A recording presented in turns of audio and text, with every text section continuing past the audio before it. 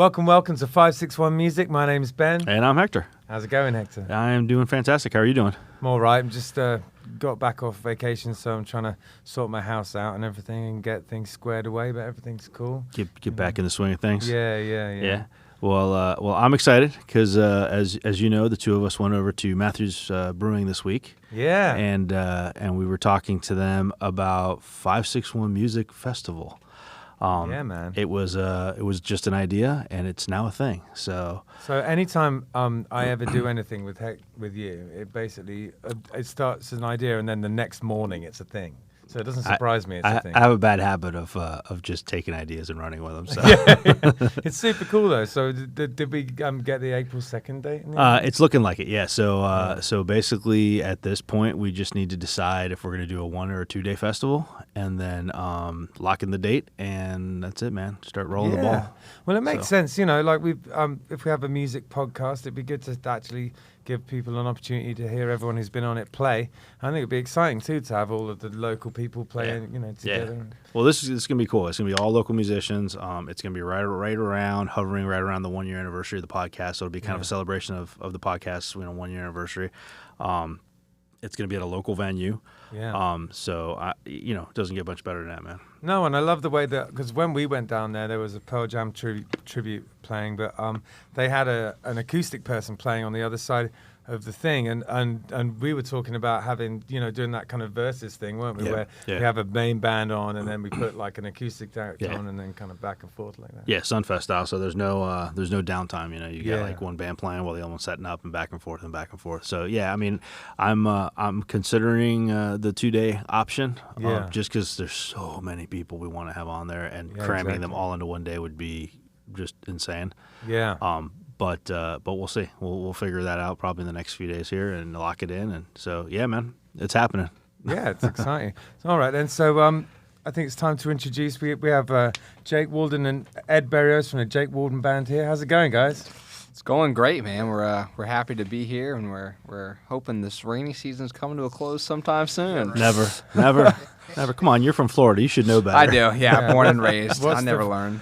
What's the phrase? If you don't like the weather in Florida, wait 5 minutes. Or yeah, wait 30 seconds. I think is. Or cross the street.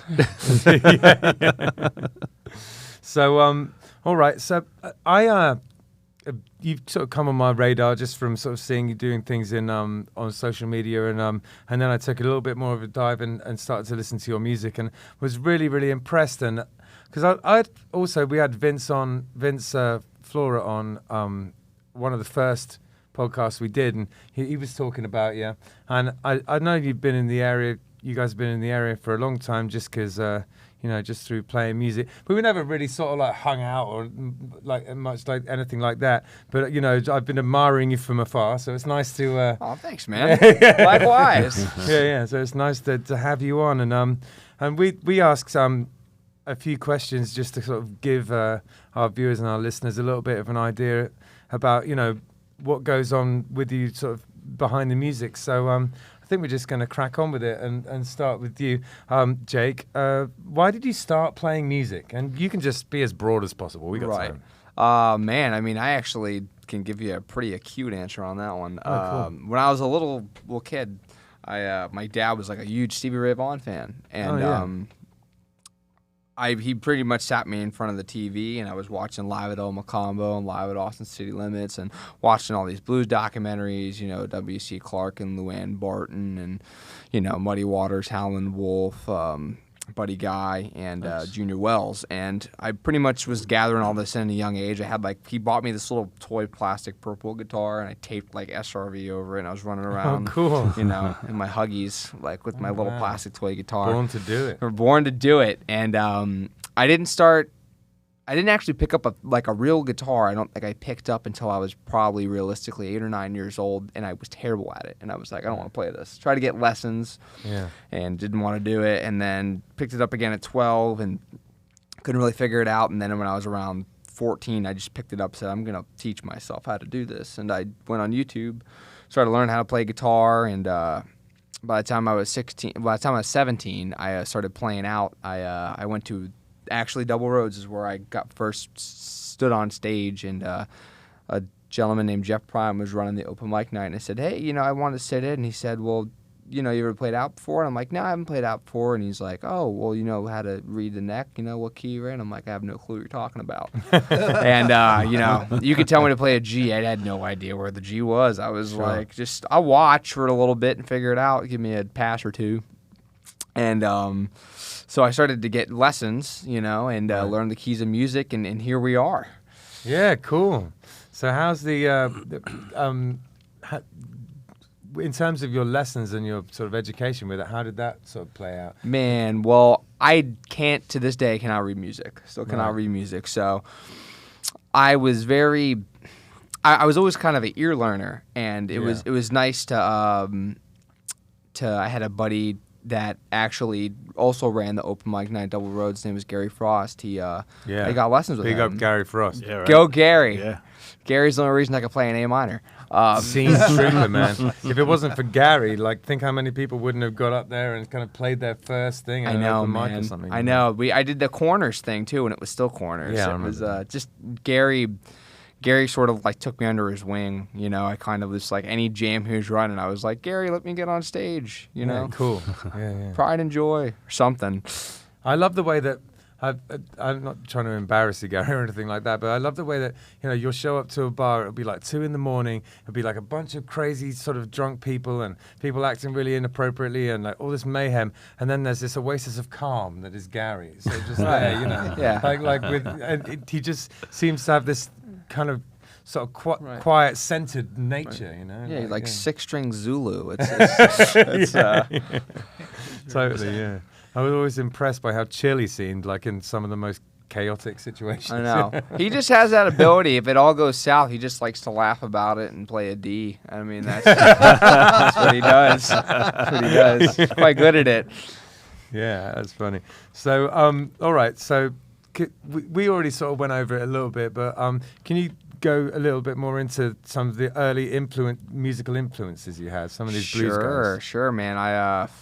Stevie Ray obviously was my first big one. I think I went Stevie Ray, Clapton, Hendrix, and then I listened to the Allman Brothers a ton, but I never knew who was playing guitar. I never knew it was Duane Allman or Dickie Betts, and I loved that. And eventually, one day, I was probably around 17, and I sat in front of the TV, and Eric Clapton's Crossroads came on, and a guy named Derek Trucks and his wife, Susan Tedeschi, popped up on the TV, and I heard him play slide guitar. I said, I want to learn to do that. And then I started, trying to figure out how to get my way around on the neck with the slide a little bit, and I think my, biggest influences would probably have to be, I would say, you got to go Derek, Stevie, Hendrix and Clapton. I mean, Yeah, that's solid. Yeah, that's awesome. I know that my playing is pretty much mostly by. I ended up learning a lot of theory over the years, and I know it now. Wow. But my playing is almost 100% by ear as well.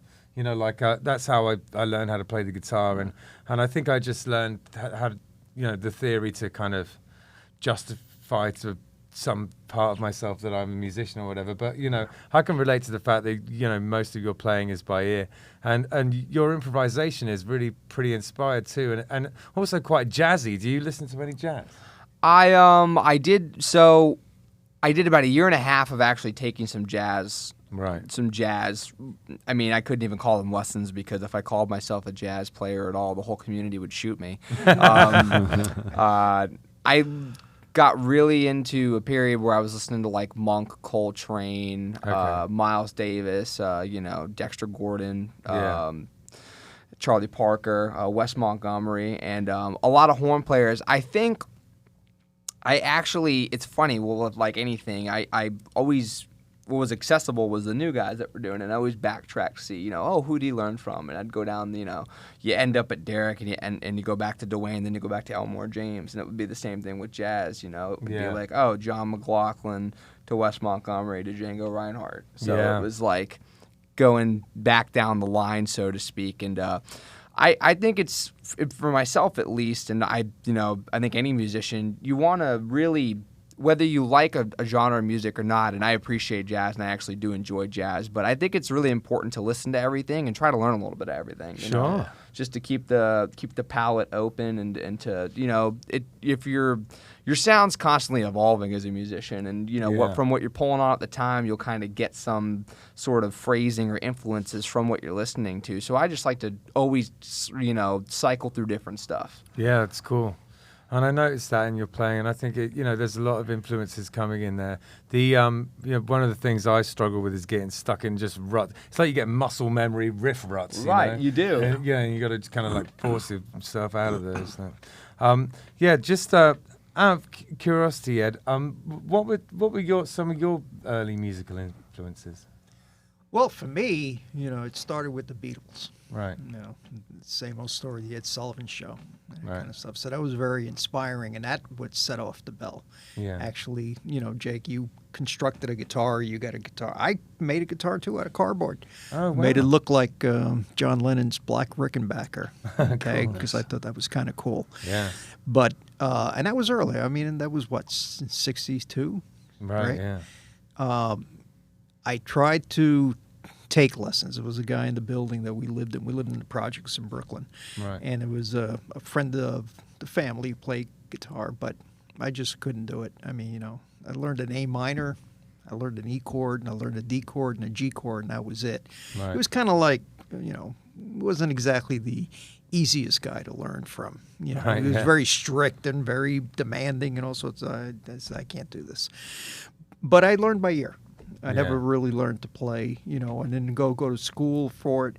I didn't get lessons until really almost recently, like Right. maybe 5 years ago when again, Gary Frost, you know. Yeah. And it's that rut thing that you just talked about. You know, how do I get out of this? I need something else that's going to get me, you know, a little bit more motivated. Yeah. So, you know, go then you learn, you know, a little bit, you know, different ways around the scales and that kind of stuff. And it just, you know, just opened up. The more important thing was timing. And, you know, my timing was a little bit off, and he helped me a lot with that. Right. And once I got that on, then everything started to work a lot better. But for me, Right. I think the biggest jolt was Jeff Beck. I think for me it was Beck. What And a I player. grew up on all the British guys coming in. Yeah. Okay? I did listen to, you know, American bands, you know, Jay Giles, you know, Aerosmith, you know, Ronnie Montrose, you know, I mean, you know, Edgar Winter, Johnny Winter. I loved all the guys. Yeah. But me, you know, I loved Alvin Lee. Right. Okay. You know, I love Jimmy Page, obviously Eric Clapton. Sure. Yeah. You know, but I think Jeff is probably the number one influence for me. Yeah. Yeah. Yeah, what a player, right? It's funny, in all the years that I've been doing this, I never really listened to a lot of Jeff Beck, and I'm only really recently sort of starting to discover a lot of that stuff. But, you know, he's a real innovator. There's tons of stuff there. Yeah. Yeah. Absolute monster. Yeah. I think I was just a little intimidated by his oeuvre, and I just didn't know how to approach it. But yeah, I've been listening to it recently, and I'm super into it. So do you practice at home?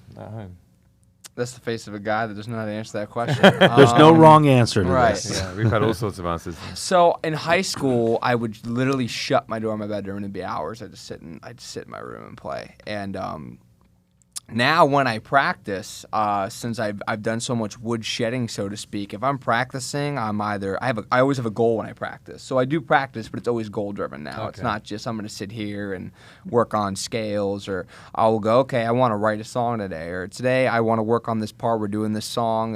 You know, I'm a little rough in this section, and I try to practice to the song now. You know, it's like if I know the chord structure, I know the progression, let's practice soloing over it. Let's see what I can do differently, and let's see how I Right, can, yes. evoke some different things out of my instrument. So Yeah. I guess I still practice, but I guess I'm a little more mature now, if you want to call it. I practice with a focus versus just I'm going to sit there and just all off the neck for 3 hours. I like Yeah. that. Yeah, I like that. The practice though. We had Rocky Rucker on here a few weeks ago, and he was saying something similar to where when he practices now, it's not scales, it's not all that kind of stuff. It's more of a creative practice, and that sounds like what Right. you're talking about, which is awesome. I mean, I love that there's a creative process in the practice. You know, Absolutely, Yeah. man. And you need that, because I feel like you can get real when I get in my rut, so to speak, like you were saying earlier. I mean, I think all my ruts it's because if I practice a certain way, if I practice without that focus, without that goal, I'll just develop sort of these muscle memory runs, and then I just go out and play, and I'm like, what the hell happened?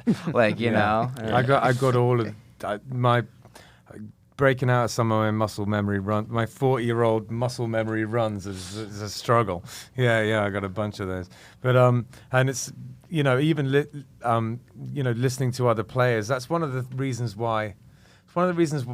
It's like the only thing that I don't like about playing so much music on the weekends is I wish I could watch more other musicians. Yep. You know? And it's one of the reasons why we love doing this, is because we get to watch people come in and play and who are doing the same thing we're doing, playing nearly every weekend, and so none of us ever really get to see each other play. Right. Yeah. And that's we I can relate because I love to go out and see folks, but you have other things that you have to do. We're playing, things get in the way. You got family and all that stuff, so it takes time. Right. But it doesn't mean that we not supportive and stuff like that. We look for their Facebook page. Yeah. I troll to see if I can find videos and whatever and see what they're doing and all that stuff. Right. Yeah. And I try to stay aware of it and what they're doing and where they're playing. And if I happen to get out, I'll find the first watering hole that's got a band in it, and I'm there. Yeah, man. Right. So talking of like sort of getting out to see local people, I've been pretty much playing like every time like Abby Owens has been playing lately. Oh man. And she is just a monster, isn't she? Total monster. She just got signed. Yeah, she just got signed. Yeah. Isn't Just cool? saw that. Yeah. She didn't give any details yet, though. I know, I know. We're We're all anxiously waiting, Abby. Yeah. I think I commented on the thing which she signed with saying like her guitar playing is like the way she plays rhythm is like inspired. It's incredible. Like it's like she just uses these C shapes and like sort of F shapes, like seemingly all the time. She's just flying around them. Yeah. Just flying around the neck. Yeah. I've never seen someone honestly so connected. Yeah. Like just like she's just like a one person embodiment of music itself. Like she really is just like a one person band. She plays the snot out of her. She really can does. Sing, and man, she can and sing. she can write. She can write. Yeah. She's a great songwriter. I think everyone was all wondering why she wasn't already signed. So it's kind of like thank God it's happened in a way. Yeah. Well, she had done some really cool stuff, man. I mean, Jason Isbell. I mean, she was core with him a little bit and stuff. So I mean, she's so talented, and it's so great to see someone like her be able to get some recognition and some appreciation that's well deserved. She's got a percussive style. Yeah, and exactly. And she just drives her music because if you put a bass player in there, it would probably mess everything up. Yeah. With my solo act, I've been. There are a lot of percussive players out there that I'm already into, like John Martin, people like that. But like watching her do it as well, has given me a few ideas for how to sort of incorporate more percussive stuff into my playing. Because I've got one of those, like I use a thing which is just like a sample of a cajon in like a little wooden pedal that I kick. Oh yeah, a little wood block. Yeah. And I have that going, which kind of helps. But just to add extra around it, I've been been messing around with getting more percussive on my acoustic. It's fun, and just giving people that kind of bass level of a groove. It helps kind of sometimes when you're on your own. Do you ever like play solo? I've done some solo stuff, mostly showcases and. I've never done like a solo 3-4 hours. Now I've done a bunch of duo stuff 3-4 hours, but I mean I've done like some showcases doing half dozen, maybe 10 songs by myself, and you definitely. This is the band right here, I mean, I'm a finger picker, so I mean, it's like you got to be the drummer, you got to be the bass player, and you got to be the guitar player. Yeah, because I've been looking for ways to kind of fill that out for years and years, and I go through different phases. Like, I'll do like the finger picking for a bit, and then so I lose faith in my finger picking periodically and go back to using a pick and like kind of trying to do it that way. I go back and forth across them. In my pocket, I've got like finger picks and regular picks. See, I've got this guy in here. I got like this guy in here. We're just going back and forth. I can never decide which one it's going to be. But, so we sort of touched on it before, but do you have a writing process?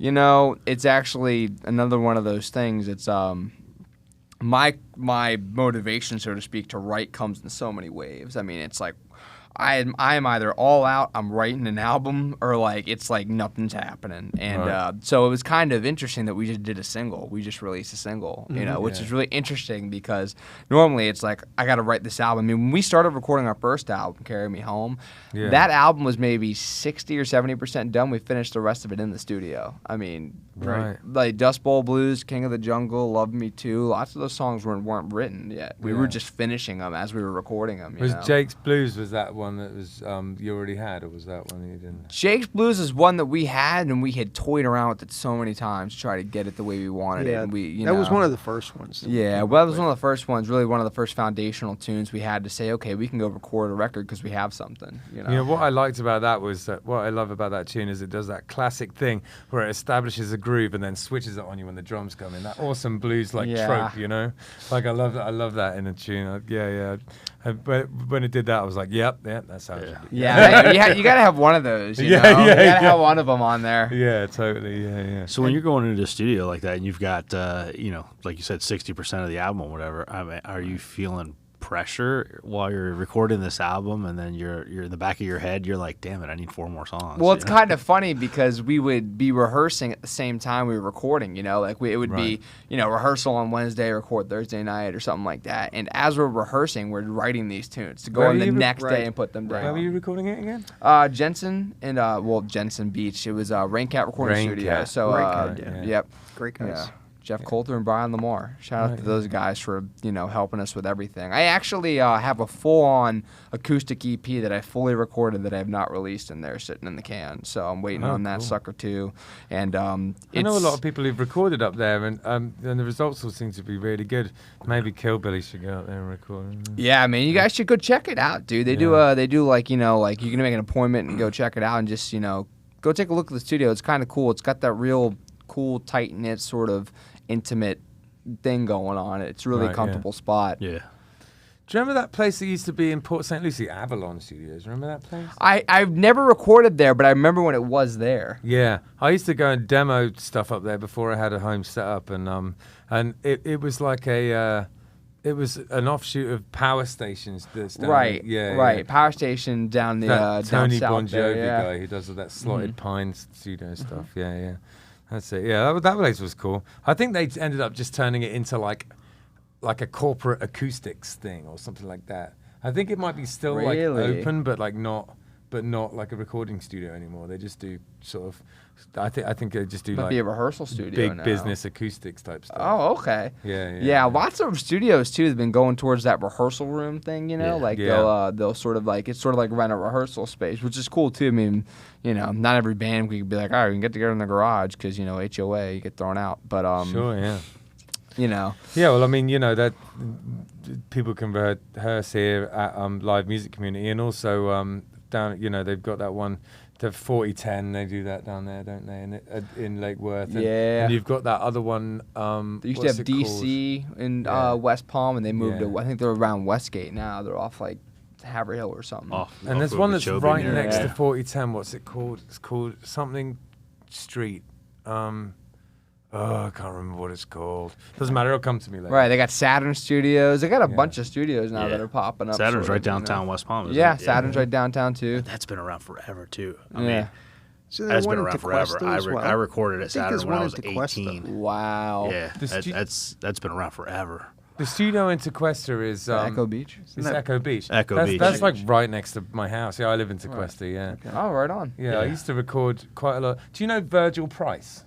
I feel okay. I don't want to say and then you don't know who it is. He's like a really tall, kind of surfery guy. He plays keys and he sort of gets around. Knows all the people. Anyway, I used to play a lot of music with him back in the day, and he always used to do his recordings at Echo Beach. So I've had the luck of being able to, I did some session stuff for him in there, and I've done some session stuff for other people in there. It's a cool place. You ever been in there? It's a cool room, man. Right when you walk in too, it's like I got that whole like wood laid out like console right there and everything. It's so sweet. I don't know, is Chaz still over there? I don't even know who's over there now. I don't even know who's over there. All I know is the guy that Virgil was working with, whose name eludes me now. But I haven't been there in a couple of years, but we recorded when I was in the Nirvana tribute before Justin joined it. When it was Nick, we recorded a Nirvana tribute album there at Echo Beach. On. Yeah, it was fun. Cool. Paulie wants a cracker. Yeah, pretty much. Yeah, cool. So yeah, your writing process, a lot of it was done in this, like, basically while you were recording it. That's interesting. A lot of it was. I mean, a lot of it we had concrete sealed up before we were going in there, but a lot of it we didn't, and it was one of those things where it just started coming. It just was. We would sit there and try to write these songs, and it wouldn't come then. And then all of a sudden, you go and record the next day, like, oh, we got an idea for this song that we haven't recorded yet. We got to do that, finish that. And we were just piecing it all together, and it was like a big rolling ball effect, That's well, awesome. one of the songs, we actually went back and had to do the whole back section all over Dust again. Bowl. Dust Bowl. Right. Because we came up with a couple of other parts just out of nowhere. And we decided that they were good enough to go into the thing, but we had to almost do it over. Right, yeah. And we go, okay, well, it's going to be a better song, so we got to do it. Right. I really like the recording style. It's very like kind of spare, but like right. Like the guitar tones are right. Like the drum sounds are like solid. He's kind of clean and open sounding, but like everything's just what you want. Correct. Right. And you know what? It's kind of it's funny you say that because I remember in the studio we kept talking about how to make it sparse but make it full at the same time. That's what it like, and that was the whole goal the whole time for us. And I mean, we had a lot of fun sessions just tracking guitar where we were just trying to. We had so many things that you don't really. If you listen to him, you hear him, but it's so many things where I'm playing a chord and he's playing a part to my chord, and then we flip in the B section, and then it's so much just interplay between each other. And it was different on the album because we did bring in several guitars. We basically kept around the same amps, maybe 2 or 3 amps, but that's about it.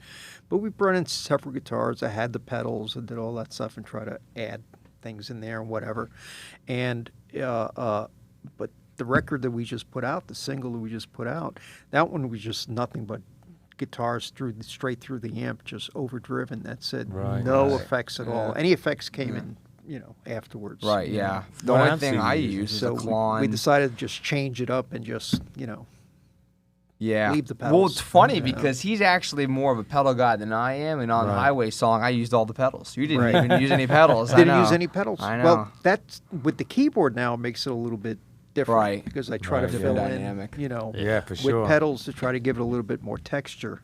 Yeah, with a keyboard, and then it changes everything, definitely. Oh, Yeah. man. And you got to give everybody space. Yeah. That's the thing. Totally. The funny, we added and talking of Virgil Price, we added an accordion to Killbillies at one point. Oh, right on. And that was both like wonderful and also controversial among a couple of the members. And it's definitely filled up a big space in the middle of it. So what kind of amps are you using then? Talking of these amps that you're using on the record, I'm just curious. Well, I use old tube amps. Well, I used an old PV30 Right. for the most part, which got modded a little bit. You swap the speaker out, tubes out, and that kind of stuff. Transformer and all that stuff. And that's the one that I use primarily. I believe I used the Mesa on one song, if I recall. But I think it was primarily the PV. Right. Yeah, I got a JCM 2000 Marshall I use on pretty much everything, which isn't like it's not super cool like an 800 or anything like that, but I'm all about that Marshall tone, and I think maybe I just got a good one or something because I can make it sound so awesome. That's awesome, man. I played a clone of a 87X, so super bass Marshall, and it's like Dwayne Allman, and I couldn't get it. It was so dark, I couldn't get it to brighten up. Right. And on the record, I switched between two. Mike Marsh, I think he's in Weston, Florida. I had a Marsh amp. Yeah, I have two. I do his. So I have the 210, the one that's like a Vibrolux, and then I have the 410, the Big Texan. I switched out all that's all over those records. And then Highway Song was completely off of that 210. Oh. So where did you buy them from? Did you buy them from him, or did you get them from that guitar shop in Jupiter? got them from Wolf. Wolf, yeah. I just got that acoustic from Wolf a day ago too. This was the maiden voyage for it. So right. Yeah, I bought some stuff from Wolf over the years. I bought that a Breedlove like the one you have. I bought one of those from there, and I which got I have bought 2 guitars from Wolf, and both of those guitars have been stolen. Is that one was right? stolen from my house. The other one was stolen out of my car. Can you believe that? Wow. Maybe it's those. Maybe it's them. Maybe you can't buy from there anymore, dude. Maybe they were repoed. yeah. But to be fair, when I was a bit younger, I was I was a little lackadaisical. But the times have changed. I'm a little bit more careful these days. It's crazy that could just happen so easily too. Oh I my mean, I know God. people that get their whole PA and their amp stolen because they just leave the van unlocked and go to bed. Were you at a show when that happened? So the first one, it was just over the course of we had this giant party in my house, and then afterwards the guitar was gone, and then the second one was. The second one, it was stolen out of my car and it's sitting in the front of my house in a gated community on it was like the Christmas, over the Christmas period. I was staying with my in-laws and I just, it was like the one time I forgot to lock my car. It was just like about 3 feet away from the room I was sleeping in. Someone just gutted the car to get everything in. It was a nightmare. That's the way it always is, man. Like the one time, Right. I every night when I get home, I lock my door. I check my wife's car. I always have to lock her door because it's never locked, and I always give her crap about it. And like the one time I don't lock my door, somebody opened the door and they stole a bunch of crap out of my car, man. Yeah, it's just luck. Especially that, Bad luck. for some reason, around that kind of period of time, like the holidays, you got to be careful. Light-fingered people about. So do you practice when you're at home? I'm obsessed with the concept of practice and how people practice, which is very interesting. In it.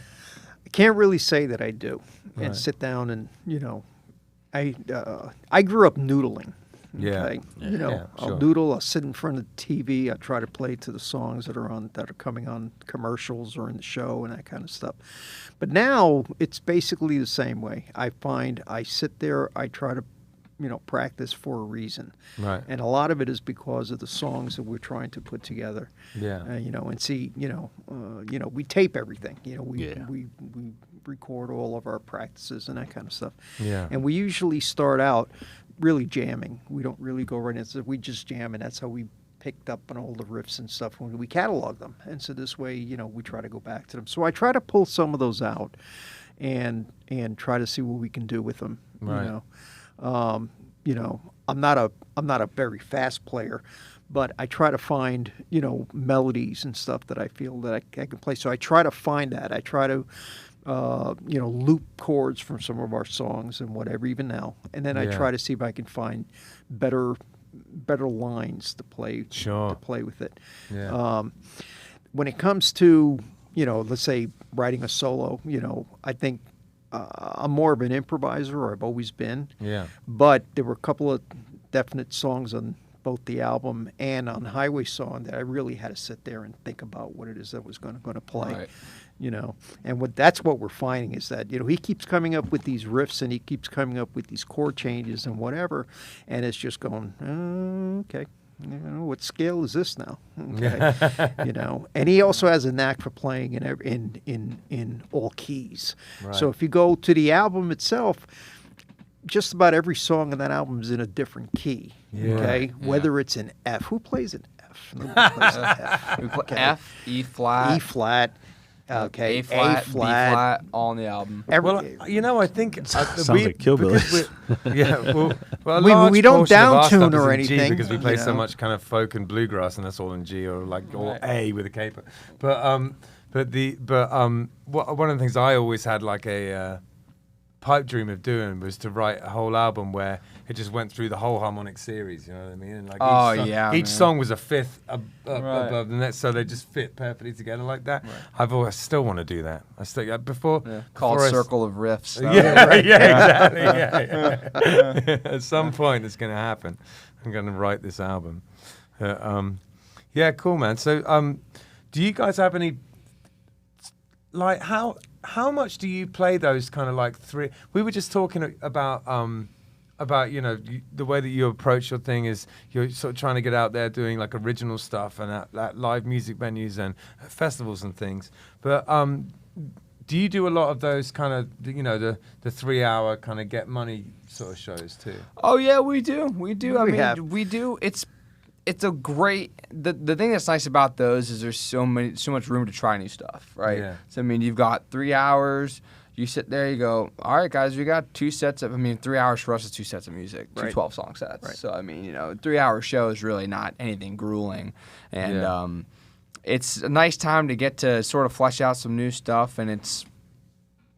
It's always great to change up what you're doing, and when you get those opportunities to play those hour sets, and then you have your catalog is like, all right, well, we know we have at least 24 to 32 songs we can pick from here to make this set a real special one. So it's nice to have those opportunities to go out and to get better, and to, for me, I get to work on playing for 3 hours, work on singing for 3 hours, work on just being a musician for 3 hours. So It's nice to be in that space. Yeah. Absolutely. I think that, like, I came from being in a punk band where it was, like, all about, like, the impact of the band. And then after a few years of kind of doing sort of pub gigs, you get a bit lazy with that side of it. And so then when we Killbilly started doing a bit better and we started playing festivals and things again, I almost had to, like, remember how to kind of, like, present. Right. Right, present like a show, so to speak. Yeah. It's definitely a different thing, Right. It for sure is a different thing, and you have to sort of plan it, and think about what you're doing with all of that. Because one of the other things about Killbillies is that we're like rooted to the spot because we play the drums with our feet. So it's like, how do we make it interesting? We just have him twirl the bass and things like that. I have a big stand-up bass, so I can't move very much either. I try, but it's very awkward. It's just spin it, Yeah. Maybe we need to hire keep someone threatening to just to run in circles on the stage. I keep threatening to stand on the bass, but that's not going to end well either. Stand on bass. Have you heard of a band, a Manchester band called the Happy Mondays? Have you ever heard of those guys? I've not. No. Oh, well, okay. They were like a big thing in like the early 90s. But they had this one member called Bez, and his sole role was to play the maracas and dance. That was it. His job in the band. And be on drugs. And that was his like sole job. I wish that was a session. I wish that was a session job. Session maraca player. Maraca coke snorter. That's He is like he's like a local legend in Manchester. I mean, he's a national legend really, but he's literally famous just for dancing, playing the maracas, and like gurning like crazy. That's awesome. That's awesome. Cracking maracas. Equal pay. So do you guys have any favorite venues that you like to play at around the area? Man, we love them all because they all gave us we have good rapport with these folks. Double Roads was awesome to play. Was that like that felt like a little bit like somewhere did you have a regular slot there? We did. It was really our residency. That's kind of what I was driving at. It was our hometown club. We got to open up for Papa Chubby, Slam Allen, Anthony Gomes. I mean, anybody we ever opened up for, with the exception of Frank Bang and Jimmy Thackeray, was in that place. Right. Yeah. We played our first shows there, and the last night I got to play there with Matt Schofield and JP. I mean, that was probably was awesome. some of the most fun I've ever had on stage. Because the energy in the room, you can't. Mm-hmm. Everybody knows it's like that last hurrah, and everybody you're all playing for the venue and for each other, and it's just a different. But it was more like a hangout. I mean, we'd go there night. even when we weren't playing. We just go there and see who was playing, or we just go hang or whatever, go in and get a beer and just leave, something to eat. Yeah, but it's one of my regrets. It's like a home. That I didn't spend a bit more time there because it's only down the road from my house. But the last couple of years, I was having a weird thing with alcohol. I had to kind of steer clear from it. Right, nothing wrong with that, man. I mean, I saw Butch Trucks there before he passed away. Actually, yeah. Vince was talking about that show. Yeah. I heard him say Butch is a miserable dude. Yes. Oh, yeah, he did. He did say that. He did say that. Yeah, he just wanted a cheeseburger, you know? That's right. I mean, There's nothing wrong with that. Yeah, man wants cheeseburger, you know? Yeah. Venues, the Funky Biscuit, you know. That's Yeah. I was hoping you'd say that because like we played there the other day and we were just our socks were blown off by how good the sound was. I can't believe it. Man, Unbelievable. Premier venue, man. I mean, It was the absolute best we had ever seen. I mean, playing the stand-up bass, it's like, right. you don't usually get that bottom end that you do with like an electric bass or whatever. And Right. I mean, the stage was rumbling, like you Right. could feel it. It was amazing. Like a sub under your yeah, feet. it's level. exactly Yeah. what it felt like. Yeah. Well, we're it was excited amazing. because we'll be back there on the 29th. Yeah, July cool. 29th. Yeah. Excellent. It's an early And, show. You know, what is yeah. it, 7:30? 7 p.m. 7 p.m. Yeah. Yeah, And, good stuff. That's going to be a lot of fun. Yeah, that'll be fun. I mean, I haven't played there in over a year. Yeah. We haven't played there in over a year. Yeah, So, they I call mean, it Thirsty Thursday. That's what we did, So yeah. you got free Yeah. admission and that kind of stuff for the Right. patrons, Yeah. you know, to come in and. We looked at the charts. We can see that people are reserving tables and stuff. You know, it looks like it's going to be a great show. Right, it's gonna be a Great. fun night, man. Yeah. You know, I mean, it's just a fun room to be in. It is. Whenever you can like actually hear yourself, it's awesome. I mean, Yeah. every gig, you're always gonna, it's hard to. You guys know this better than anybody. It's hard to always like mix yourself and then play and then mix and Sure. then play and then Yeah, mix. yeah. And at a certain point, you're always just like, it is what it is. We're just gonna jam out. Yeah, you know? So yeah. when you actually sit there and a guy goes, "Is that enough?" and you could say, "No, it's not." It's like the best feeling in the world. It's like Yeah. I can get more. You know. Yeah, absolutely. And the other thing about that is it's like if it's someone good, it like already is enough most of the time. You're like, whoa, it's like, is that? I think it might be too much. Right, right, yeah. It's like we don't have a lot of vocal in the monitor. You're gonna need a little more, and then you just say hello, and like Marty McFly. Yeah, there was something about the sound we had there last week that was just so gratifying. It's like everything had its place. My guitar was mad loud, but it wasn't getting in anyone else's way. Like, It's just such a cool vibe there, man. Like they have the It green is, man. room, and then we get up on stage, and the sound guy gets on the microphone, and he's like, "Ladies and gentlemen, welcome Killbillies to the stage." And we're like, Right. "What the hell? We're like on the Tonight Show." You know? Yeah, I know. It was nice to be treated like pros, Johnny and this Carson. isn't doing any other venues down at all. But it's just like Right. such a cut above, like where we usually play. It's like it Right. was just Yeah, crazy. they were place. just Yeah. they were just really good. They treated us really well. It was a good room. The sound in there was great. so I love awesome, the layout, man. the way the tables are and stuff, and people were just Yeah. chilling and It's listening. built for music, dude. It's And built to be a you're venue. not background music at a bar somewhere, No, Wh- they're which there is to fine see sometimes, they're there but to see and hear Right. the band. for the most Yeah. part, like Right. they're there to see the band. It's a show. Right, You're right. putting on a show. That is the best, and that is hands down the best part about playing music, and when someone appreciates it. And then Yeah. there are times where we'll be playing and everyone's hanging out and having a good time, and you go out to have a good time, and I have no problem Yeah. with that. But that one person that's sitting in the front and is watching, and you can tell they're thinking like Right. they're thinking like this is what I can't, like this is what I wanted to see. Well, And, you Yeah. feed off that energy. I mean, when You know, do. I know when we play places that, there could be 100 people there, but if they're all in their own conversations and doing their own things, we're just kind of trucking along, getting through the night. Right. There's other times where there's 7 people in the room, but if all 7 of those people are like up and dancing and having a good time and cheering Right. and screaming in our faces, or whatever, we're like, yeah, this is Yeah, fun. yeah. That's but You know, you got to it's bring your A game for the Funky Biscuit. Yeah. You can't. Yeah. You Oh, can't. yeah, no, you it was- can't- it was you fun. can't, We were a bit Absolutely. nervous because Ben was on holiday for 2 weeks, and so Yeah, we got it back had and then been- we had that gig. It had been like 2.5 weeks literally since we had played together at all, Wow. and then he got back and it, literally that was the first gig, and we like first note out, we were like, oh crap, Yeah, but it turned out it but was yeah, okay. I mean, but it worked out. I mean, it was Worked like I out. said, it was probably one of our Yeah. best shows. Yeah. Awesome. Yeah, maybe we needed a break because we actually played Right. really well. Yeah, Right. we did play really Right. Yeah, I've noticed that too, man. Sometimes you don't pick up the guitar for a week or two, and you pick it up and go, "Oh, there's some new stuff coming out of here." Yeah. Because Yeah. it's like, yeah. But it's funny in those environments. It feels like when the eyes are on you and everybody's there to see music, and you're like, "Wow, this is really cool and unique." You play you play so inspired. You're always so Play up to inspired. it. Yeah, Yeah, you really yeah. do. You Yeah. play up to it because you're feeding off of that. You know. Yeah, you absolutely do. I totally agree. And I mean, I feel like I'm going on about it too much, but it's just like, it's so nice to be appreciated like that. You know, you fit, the guys in there are cool, the staff is cool. They make you feel like, you know, you're meant to be there, you know? Yeah. Right. Like it's actually valued, music is valued there. And it's not that other places it's not, but it just very much so is there. And I think that, you know, wouldn't it be cool if, you know, Vince suddenly flipped around and made something like that around here? That's what I'm hoping he does. But That's cool. what we're all hoping. Yeah, I think everyone's hoping I mean, that. I don't want to Yeah. blow the lid off, but I think he's got some cool things in the pocket that he's gonna. It'd be you great. know. It'd be great. yeah, totally. So do you guys have any sort of interesting future plans that we need to know about? I mean, we're doing our first Tampa show on August 21st at the Attic. So I mean, Oh, that'll that's be cool.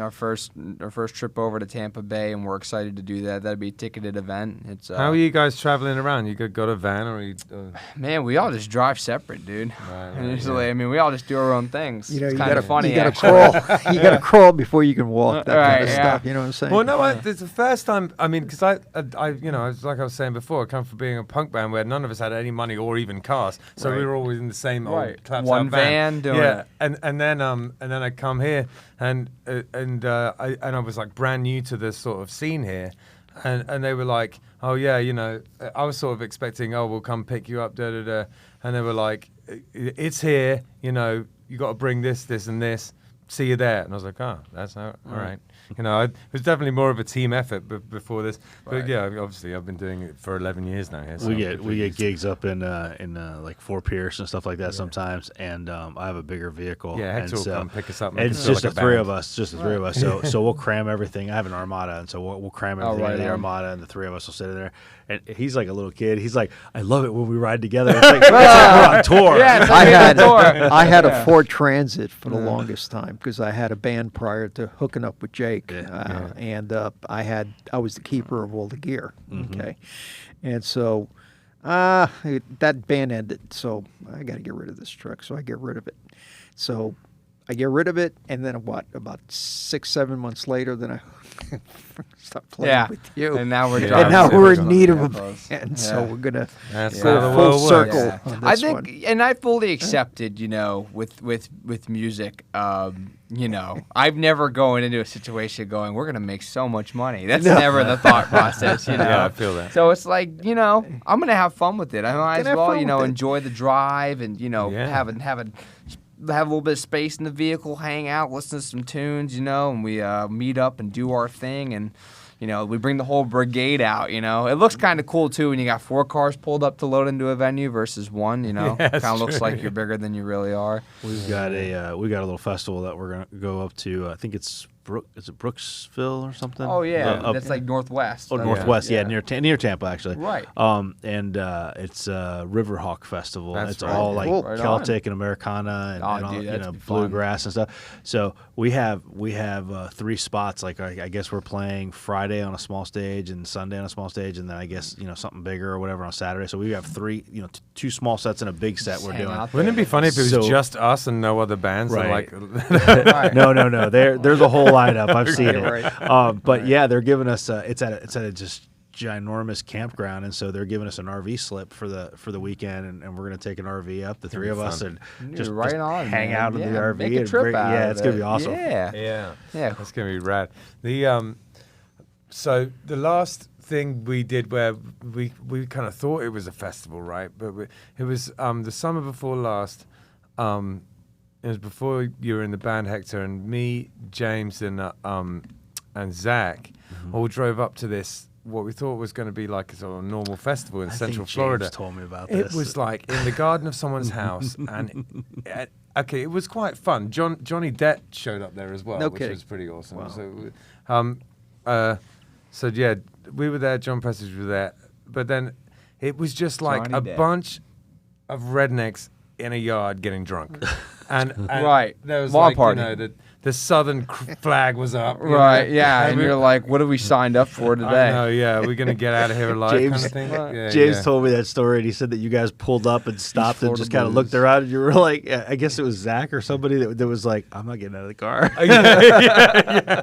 I think I was like, should we just leave? turn around and go back? Should we just leave? We ended up, in all fairness, in case any of those guys are listening, we ended up having a really good time, and it was fun. Right. It was cool, but Right on. But like for an English guy, it was a lot to digest. When we pulled Well, different experience. Yeah.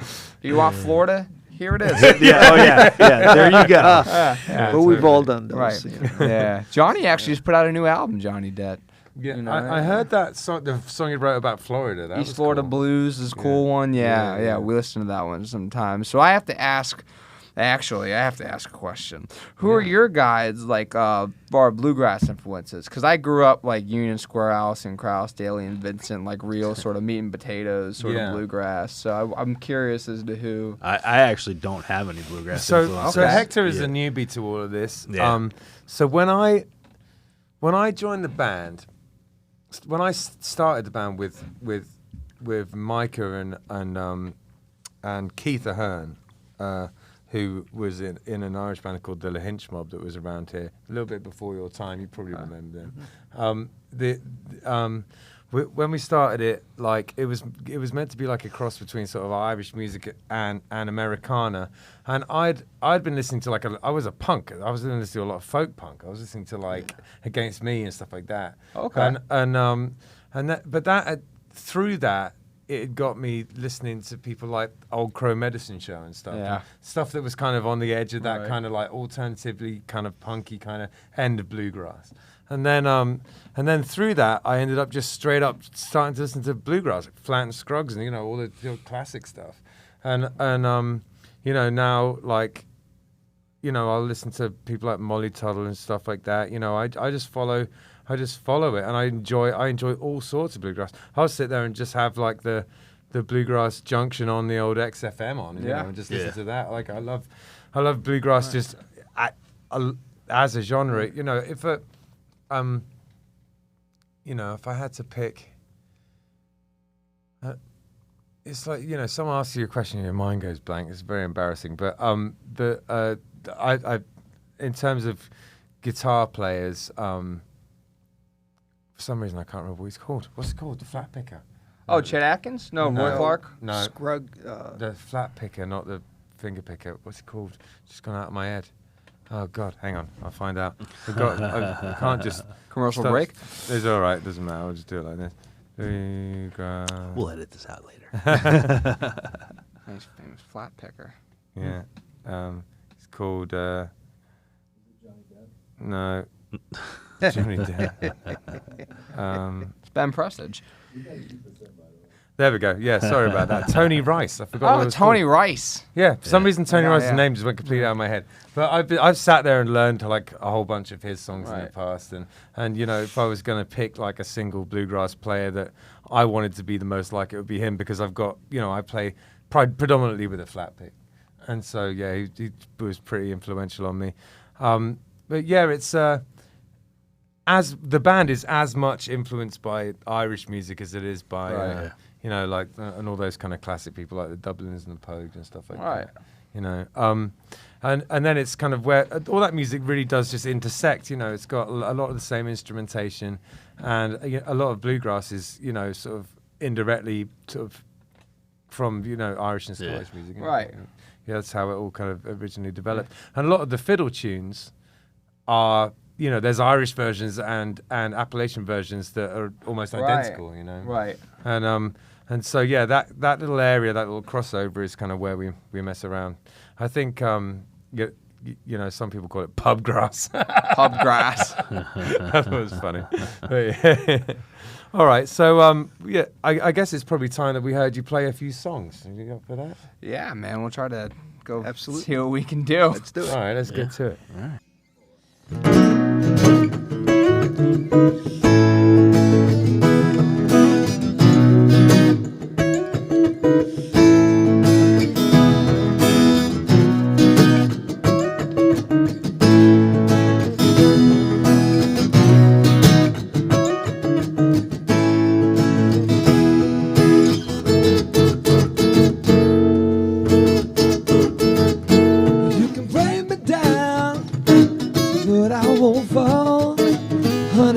chip away at my stone wall.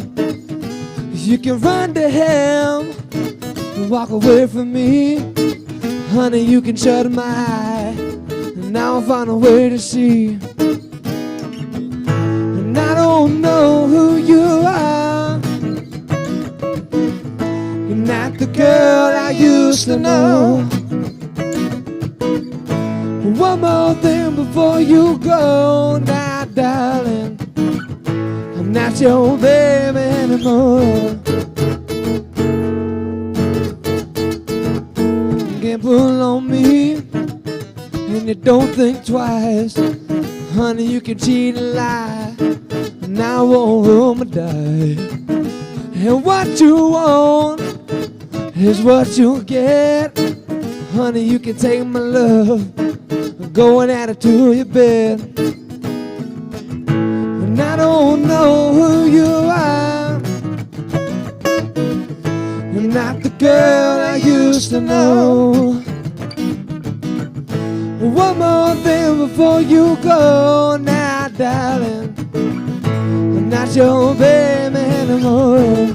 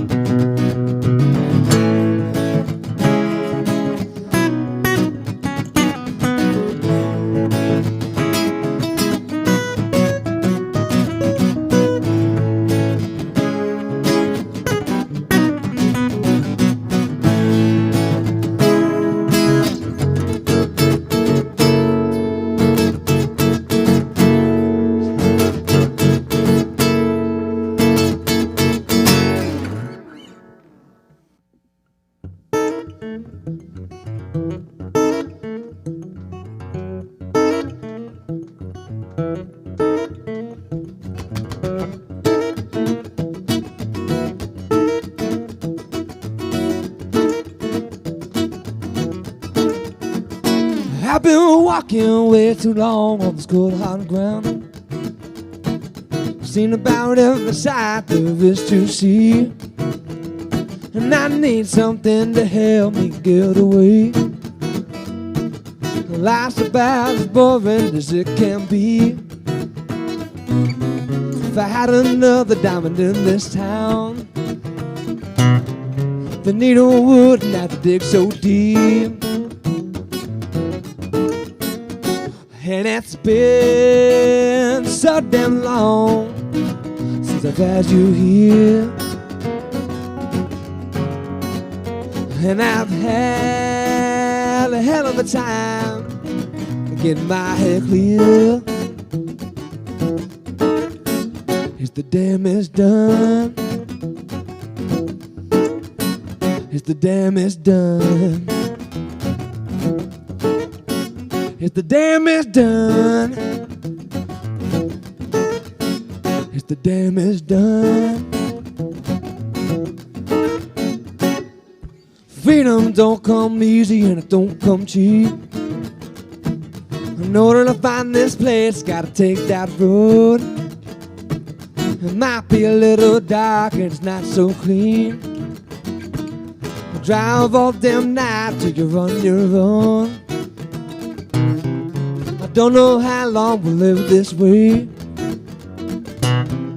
I'll keep on shooting till I flatline.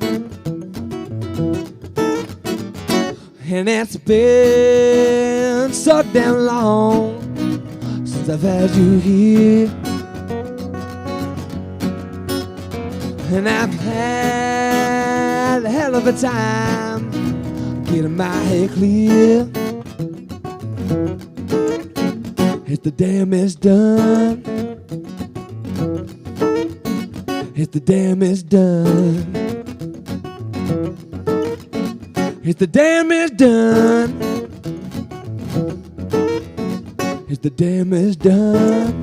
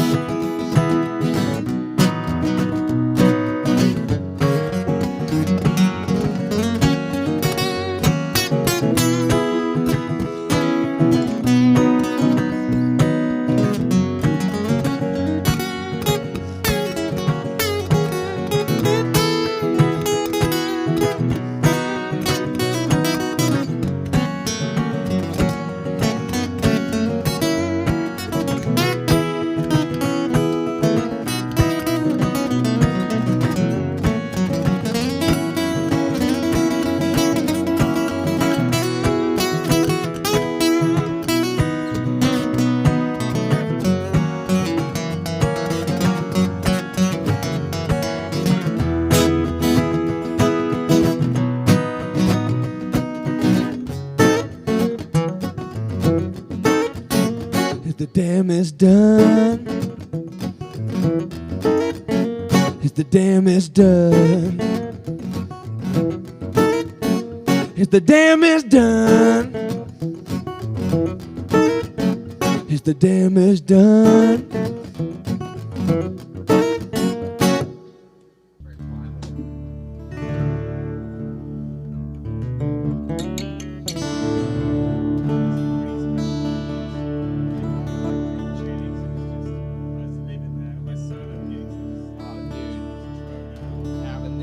It's so nice having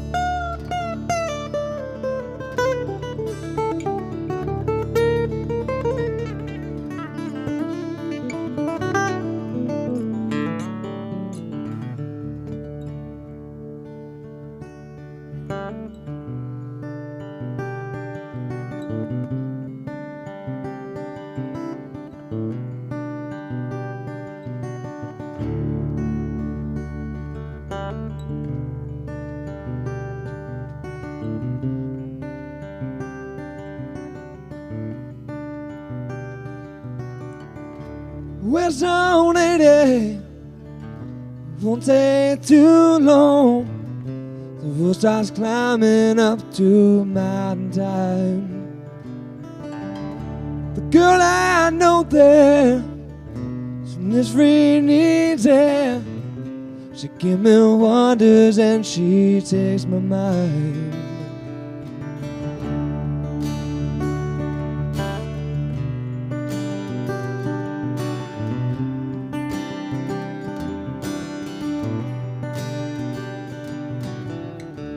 Be like you, baby, I wanna be there.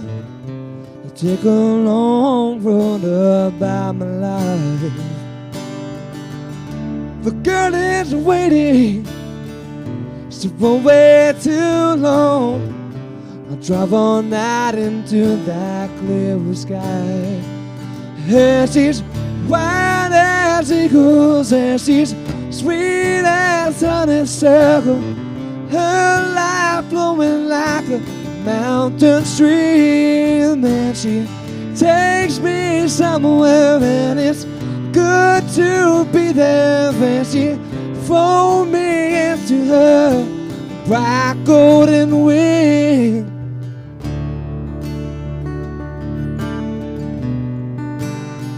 Bright golden wing.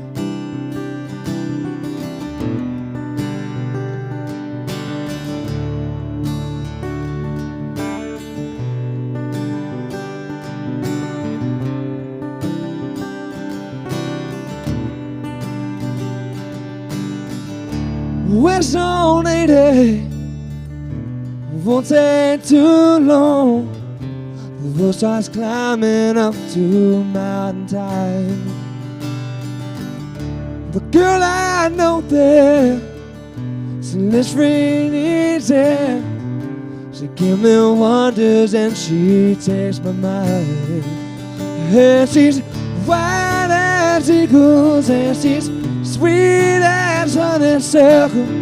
Her life flowing like a mountain stream, and she takes me somewhere, and it's good to be there. And she folds me into her bright golden wing. Feel the wind blow, feel love grow, and I'll be there when that morning comes. Yeah.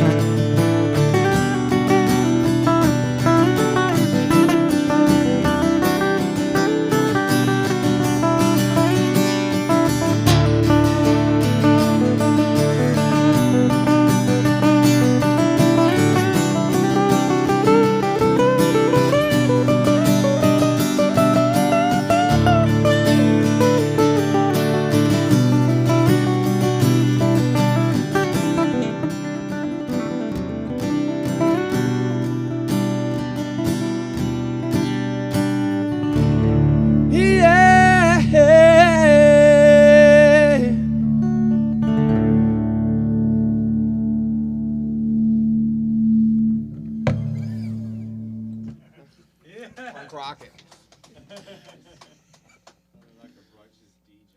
Right, you gotta love the D key, man.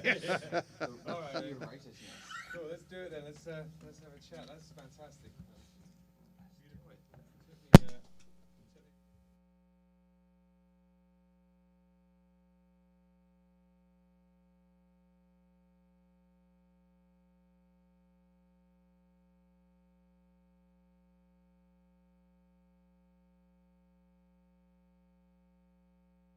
All right, so we have a couple of sponsors this week.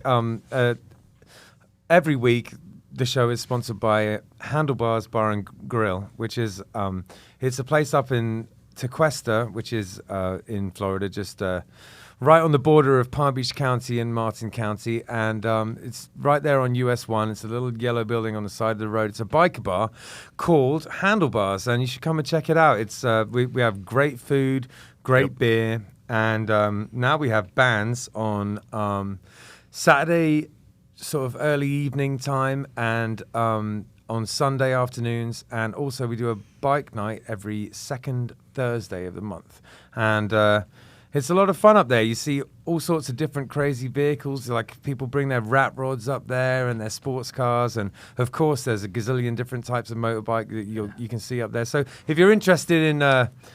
anything that gas powered, it's a cool place to come and check that out, or talk to other people who are interested in that kind of thing. And it's also just a fun place to come hang out. We watched the England-Italy game up there a few days ago, which of course was very unfortunate for me. But so if there's any big sporting events, we whack that on in the back room, and it's a fun place to come and check out because it's been there for a long time. It's like the place has been there, probably ever since Tequesta's been there. So there's a lot of history there, and the people behind the bar will tell you about it. There's been some interesting and colourful and crazy stuff that's happened there over the years. So it's definitely a cool place to come and check out. Yeah, man. All right. What other sponsors do we have there, Hector? Our other sponsor is Vince Flora. Vince Flora is actually starting a new business, and so whether you're a band or a performer, and you're looking to get more gigs, you're wanting to hire a local band for your restaurant, birthday party, etc. He started a company called myeventbroker.com, and that myeventbroker.com can help you find the band you need at a great price. Great. Entertainers can sign up. They can receive their own page with a calendar. They can update and post photos, videos, songs, lists, etc.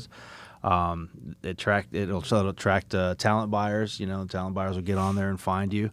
Not only can you get talent for your event, you can get food, tents, tables, photographers, bartenders, waiters, etc. Pretty much anything you need. Party planning made easy. Go to myeventbroker.com and check it out. Sounds really cool. When Vince came on, I think it was the second or third show we had, he was talking about this, and it sounded like a really interesting idea.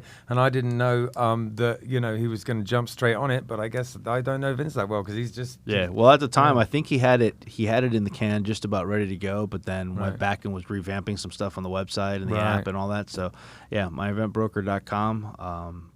Whether you're a band or you're looking for a venue or you're looking, or you're one of those looking for something else, Yeah, check it out. And if it's anything to do with Vince, it's going to be awesome. So absolutely. Yeah, he's a cool guy. So absolutely. Get on it. Go check it out. All right. So thanks for playing us those songs. That was really great. And I have to say, I love watching you play the guitar. You've got really interesting style, and Amazing. It's nothing like mine. So I'm super jealous, and I'm definitely looking for pointers there in your improvisation style. It's super cool. Thanks, man. I listen. I can't even use a pick, dude. So I mean, it's when I watch you play, it's like a foreign object to me. So it's all relative, man. We're all doing different things, you know. I know. Yeah, the grass is always greener, I guess. But could you tell us a little bit about what those songs are about? Yeah. So, I mean, in layman's terms, so I'm Not Your Baby Anymore really was obviously it's a breakup song, in the title. But man, I wrote that was actually the first song I ever wrote that wasn't a 1-4-5. So I all I really knew how to write was like a 1-4-5 because I just was like, I was in the blues so heavily. Sure. And I finally was like, I want to write something a little different. So I started listening to the Meters. Yeah. And, right. you know, I just kind of pulled some stuff from them, and I was sort of just thinking about, you know, when you're mad at somebody from a breakup, like those initial thoughts, but then you realize there's that release, you know. So like everybody's always mad at the other person when there's a breakup, but at the same time you don't realize all the negative side of the relationship. You only miss it for what the positive was, you know. So I tried to, like, you know, vocalize, hey, listen, even though we're not together, I'm actually making out okay out of this situation. So and then Is the Damage Done actually was written about a friend that had some drug issues. And I wrote that song to sort of try to explain that, you know, for someone that's addicted to any addiction, this goes for alcohol, this goes for anything, you know, how hard of a road it is for somebody, and how everybody that sees that isn't experiencing that, they just go, why can't you just cold turkey it or get help? And it's not that simple, you know. So it's about the road, and, you know, has the damage already been done psychologically, physically, to where I've been so heavily in this that can I get back out of it, you know? Yeah, absolutely. I think it just, you know, it's difficult. I've had problems with in that arena myself, and, you know, it's obviously over the years been a very fruitful basket from which songs can be drawn. For sure. Absolutely. There's a lot of stuff in there.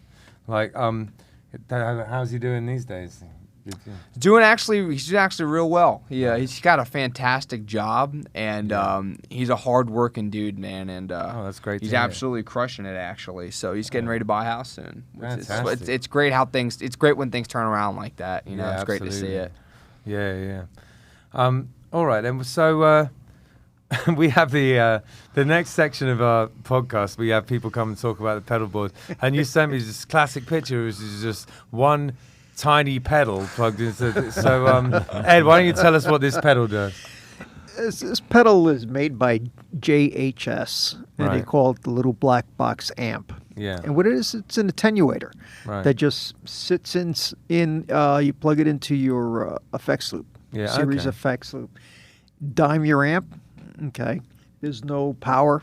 You know, it's just passive. Right. And crank your amp up to 10, and then you use that little dial to dial it back, and you get that sweet spot without. Right. So you get to use the tubes properly without blasting everyone's ears. You know, my understanding, and I never used an attenuator before until I bought this thing, because I understood the mechanics may have required rewiring your amp or getting into your speaker or all this other stuff, and I can't be doing all of that. I'm not a gearhead like that. And so I saw this, and for the price, you know, I said, let me give it a shot, and I've been using it ever since.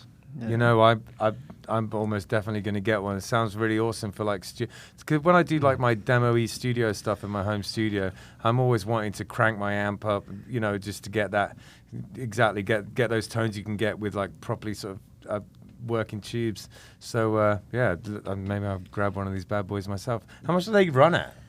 $49. Oh, right. Wow. Okay. Well, maybe I'll get one of these bad boys. Are you sad that they didn't have a delay pedal to show you? It's like my shopping hour. Yeah, it is. He says it's gear talk, but it's really he's shopping. Everybody we've had on here, they start talking about the pedals, and he's like, "Ooh, I gotta get one of those." But it's always the delay pedal. The carbon copy. You can't go wrong with the carbon copy.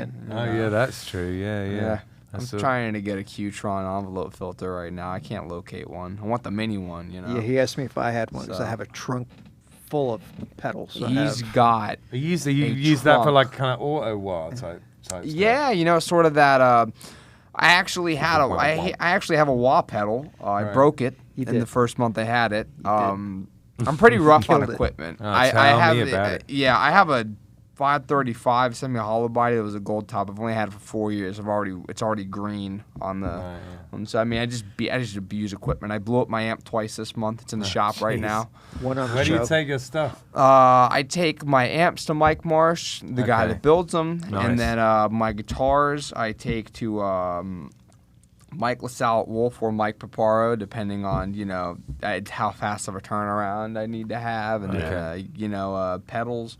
I have that, I've been very fortunate. I don't really use a lot of pedals, so I haven't had many pedal issues. You gravitated more towards the natural sound. Right. I'm a reverb sound. junkie, though. Reverb guy. But I get reverb from the amp. I love having that Fender spring tank. Yeah, sure.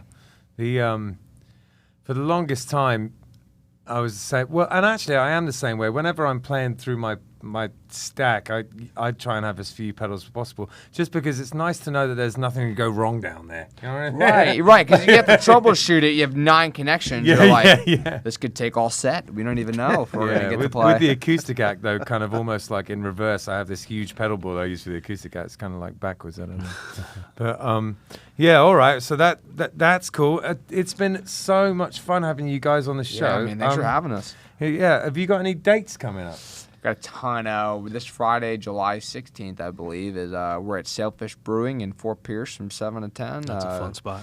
Oh, it'll be first time, man. We're looking forward to it. Oh, is it? Yeah. Oh, yeah. You'll have a blast. Yeah, you'll have a blast. Time. We've played there a few times. It's awesome. Yeah, I've heard a lot of good things about it, so we're real excited. Then July 23rd, we got Taco Tiki that's 6 to 9. Right. July 29th, we're at the Funky Biscuit. And then Nice. July 30th, we're at the Brewhouse Gallery. That's So we got a ton of gigs coming up. And then we got that Attic over in Tampa. That's August 21st. That's real exciting. That's real exciting. We talked to them. We've been communicating back and forth, I'd say, for about 2 weeks. Okay. And, we finally came to, an agreement. So the show will be on the 21st. It'll be a ticketed event. Yeah. So we have a lot of work to do between now and then, Playing with because anybody else for Tampa's this? a new area for Just us. us, So Yeah.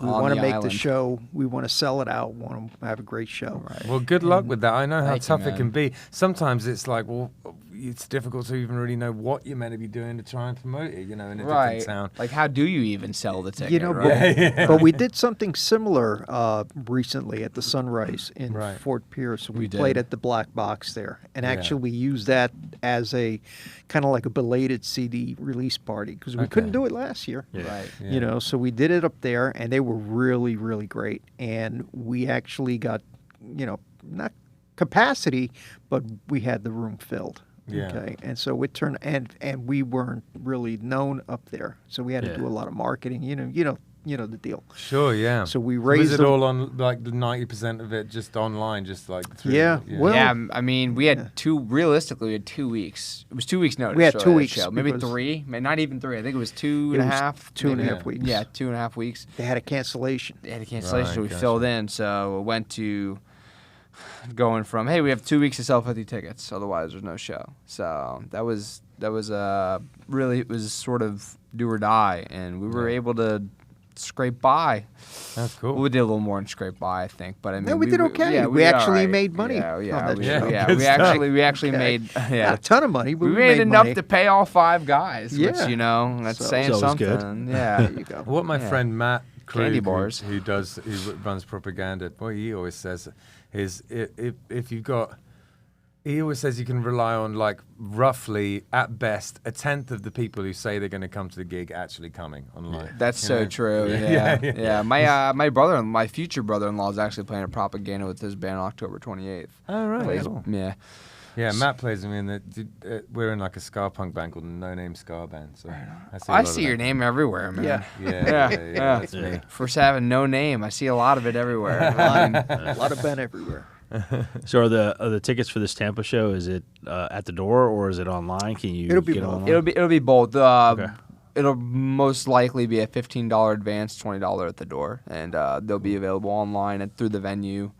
Yeah. Yeah. We kind of sealed the Yeah. deal today, and so they're going to be coming at us the next couple of days with the logistics because they're going to use their Right.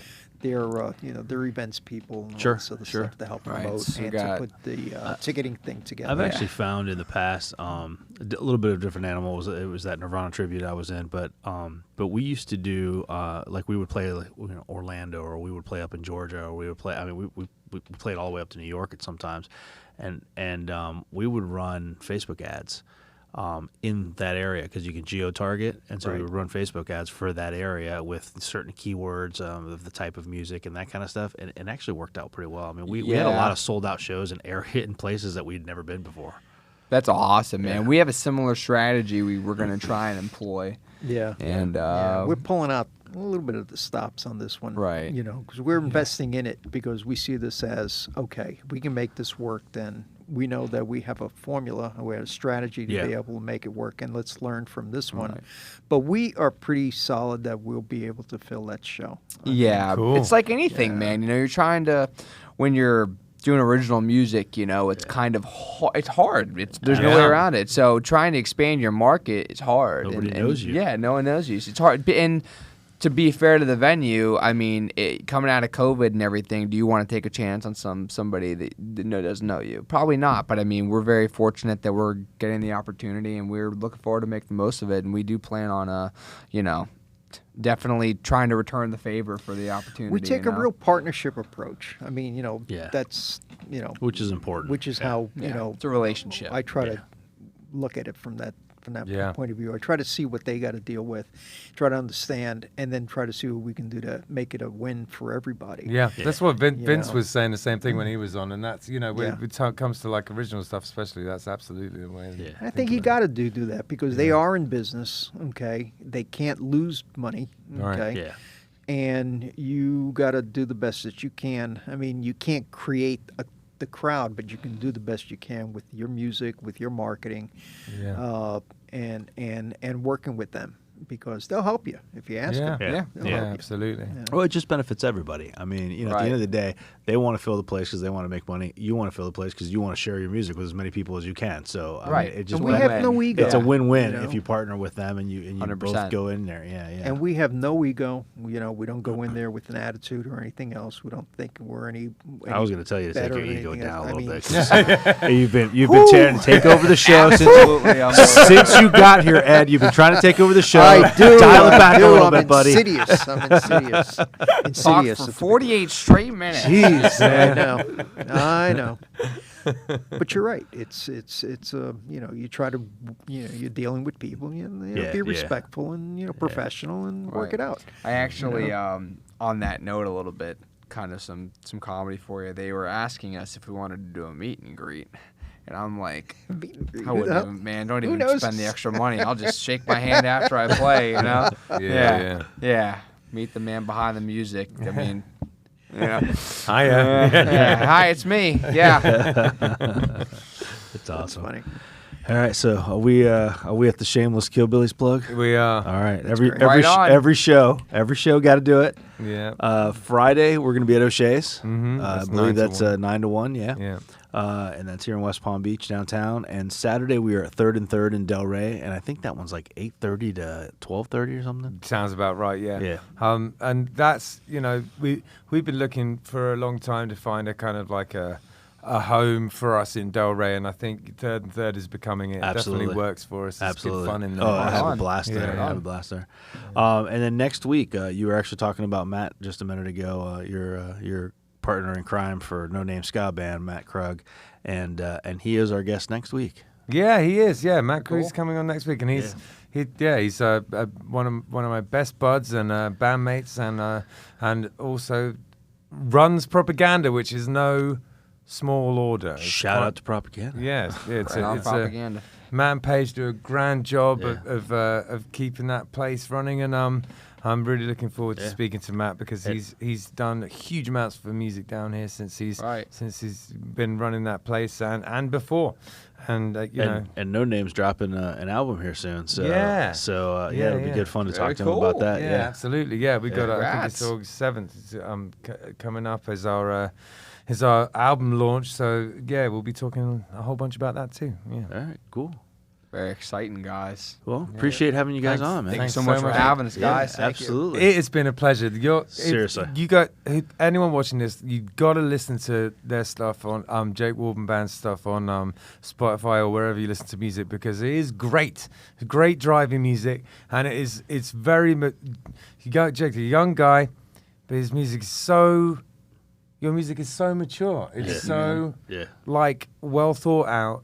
It sounds fantastic. Sounds like it's been. Sounds like just really quality, like blues and classic rock. There's all these influences in there that I hear. Like I don't even know if you like Wood Brothers and stuff, but like Man, I love the Wood Brothers. Yeah, I hear these. Yeah, I've seen them live. Yeah. I hear these little influences in there, and I'm just like that I love too. And I'm like, yep, I I concur. You know, Yeah. you know, I love it. I've really enjoyed listening to your music, and I think anyone who listens to it will. There's a huge, very, very broad appeal in the best possible sense. Just good music. So yeah, check it out, guys. Yeah, thanks a lot. Appreciate it. Yeah, Thank you guys so much. It's what we're doing. Come and check it out.